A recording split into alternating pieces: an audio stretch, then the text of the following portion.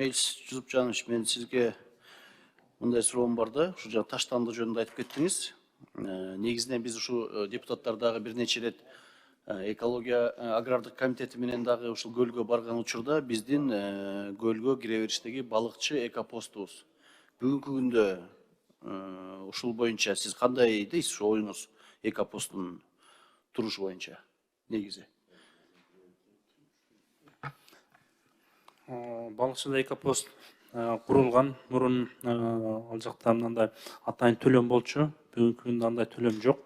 Бирок ар кандай сунуштар түшүп атат экологдор тарабынан, анан жергиликтүү элдер тарабынан, ал жакта жергиликтүү администрация тарабынан бул маселени мындай чогуу талкуулап туруп анан бир чечимге келиш керек болуп атат да.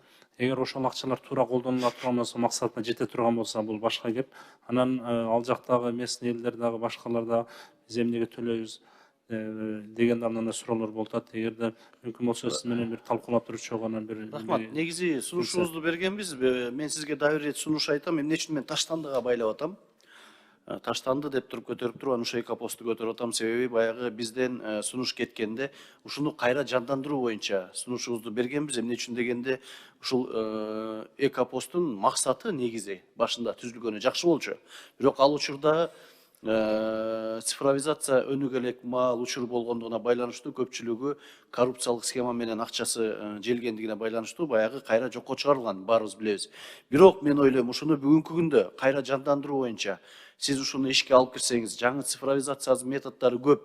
Ушуну койсоңуз, жергиликтүү тургун болобу, башка мамлекеттен болобу, келгендердин бардыгына определенный бир кичинекей сумма болсо дагы коюп, бирок ошол акча каражаттын иштелиши именно Ысык көл областына өзүнчө спец счет болобу же кандайдыр бир счет ачып, республиканский бюджетке аралаштырбай, ошону именно сиздер ушул азыркы жогоруда өзүңүз айткандай Таштанды маселеси, экологиялык может баягы коопсуздук үчүн маселелерин жандандырып койсоңуз, бул дагы бир чоң биздин ушул баягы биосфералык зона дейбиз, Ысык көл областынын, ошого бир салым болот беле деген оюм. Бул эле мезгилде сразу эле ошондо айтып киришкен, ал жерден төлөткөнгө болбойт деп. Ал бизге кирген инострандык баягы туристтер биздин границадан өтүп атканда эле определенный сумма тазалык үчүн деген мааниде төлөнөт дейт. Бирок ал төлөнсүн. Бизде Кыргызстанда андай жерлерибиз абдан көп, баягы тарыхый мааниге, туристикалык багытта иш алып барган жерлерибиз көп. Ошол эле мезгилде ошол Ысык көлдү да киргизип койсо, бул менин оюмча и жергиликтүү тургундар үчүн дагы, и башка жактан келген жарандар үчүн дагы бир определенный сумма коюп, электрондоштуруп, ошол бюджетти өзүнчө топтоп, именно көлдүн тазалыгына десе, менин оюмча бул жакшы болот го деген мен сизге сунушум. Ушуну бир иштеп чыгып туруп, бул бир нече ирет көтөрүлгөн, сизге чейинки министрге көтөргөндө колдобой коюшкан, бирок менин оюмча бул колдоп иштетсе жыйынтыгы чыгат го деп ойлойм.